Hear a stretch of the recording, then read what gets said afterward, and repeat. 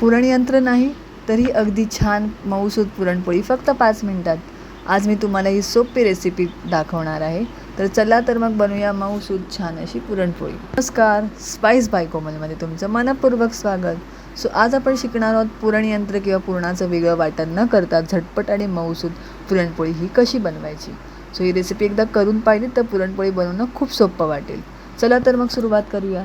सर्वात अगोदर मी हरभऱ्याची डाळ स्वच्छ धुवून कुकरमध्ये मऊ शिजवून घेतली आहे. मी डाळ शिजवताना त्यामध्ये थोडीशी हळद आणि 1 चमचा तेल टाकले आणि आपण कुकरच्या 4 ते 5 शिट्ट्या दिल्या. डाळ शिजल्यानंतर ती छान आपण चाळणीत काढून तिच्यातलं पाणी पूर्णपणे नितळून घ्यायचे. पाणी हे फेकू नका, याचं वाटून स्वादिष्ट अशी कटाची आमटी बनवता येते. त्याची जर रेसिपी हवी असेल तर नक्की कमेंटमध्ये मला सांगा. ही रेसिपी पण आपण नक्की दाखवू. आता कढईमध्ये छान मी गूळ घालून तो पूर्णपणे विरघळून घेतला आहे. गूळ विरघळल्यानंतर त्यामध्ये शिजलेली डाळ घातली.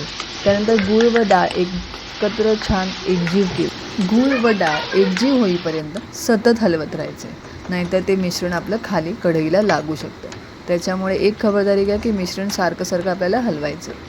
आता तुम्हाला मी एक झटपट आणि वेळ वाचवणारी टिप सांगते. ती म्हणजे पुरणयंत्र वापरण्याऐवजी किंवा नंतर पुरण वाटण्याऐवजी बटाटे मॅश करण्याच्या स्मॅशरने गरम गरम पुरण छान मॅश करून घ्या. आणि तेही छान मॅश झालं की हे पुरण अगदी छान गुळगुळीत होतं. वेगळं वाटण्याची गरज पडत नाही. त्यामुळे आपला वेळही वाचतो आणि पुरण एकसारखं तयार होतं आणि पुरण वाटण्याचा हा त्रासही वाचतो. बघा, आपलं हे पुरण छान घट्ट गोळा त्याचा छान तयार झाला आहे. हे गोळा होईपर्यंत छान आपण हे पुरण स्मॅशरच्या साहाय्याने छान स्मॅश करून छान हलवत राहतो आहे. आपल्याला पुरण आपलं रेडी झालं आहे कसं बघायचं, तर कालेताने आपण परतून कालेता जर आपल्या समोर उभा राहिला स्ट्रेट, ते म्हणजे आपलं पुरण रेडी झालं आहे. आपलं पुरण रेडी झाल्यानंतर आपण त्याच्यावर छान वेलची पावडर टाकून आपलं हे सुगंधी पुरण तयार झालं आहे. आता आपण छान असं पोळीसाठी पीठ तयार करूया. आपण एका परातीमध्ये 1 वाटी मैदा आणि अर्धा वाटी गव्हाचं पीठ घेतलं.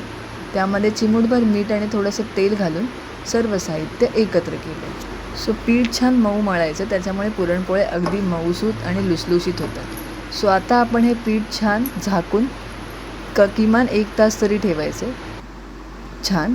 त्यानंतर आपण छान आता पुरणपोळ्या लाटायला घेऊया. अगोदर मी पिठाचा उंडा बनवून छान पुरण त्यात घातलं आहे आणि छान पुरणपोळ्या हलक्या हाताने मी लाटून घेतल्यात. मी इथे पीठ लावण्यासाठी तांदळाचं पीठ वापरले. दोन्ही बाजूनी छान हलक्या हाताने आपण पुरणपोळी लाटून घ्यायची. पुरणपोळी छान अशी जाडही लाटायची नाही आहे किंवा जास्त पातळही लाटायची नाही. अशा आम्ही लाटून घेतल्या आणि दोन्ही बाजूनी छान खदपूस रंग येईपर्यंत भाजून घेतले. हवं असल्यास त्याच्यावर आपण तूपही छान लावू शकतो. अशा प्रकारे आपल्या मऊ आणि पातळ स्वादिष्ट पुरणपोळ्या तयार झाल्या आहेत. गरमागरम पोळीवर साजूक तूप घालून सर्व करा. चव इतकी अप्रतिम लागते की प्रत्येकजण अजून एक पुरणपोळी नक्की मागेल. जर आजची ही झटपट आणि सोपी रेसिपी तुम्हाला आवडली असेल तर चॅनलला सबस्क्राईब करायला विसरू नका. व्हिडिओला लाईक करा, शेअर करा आणि कमेंट करा.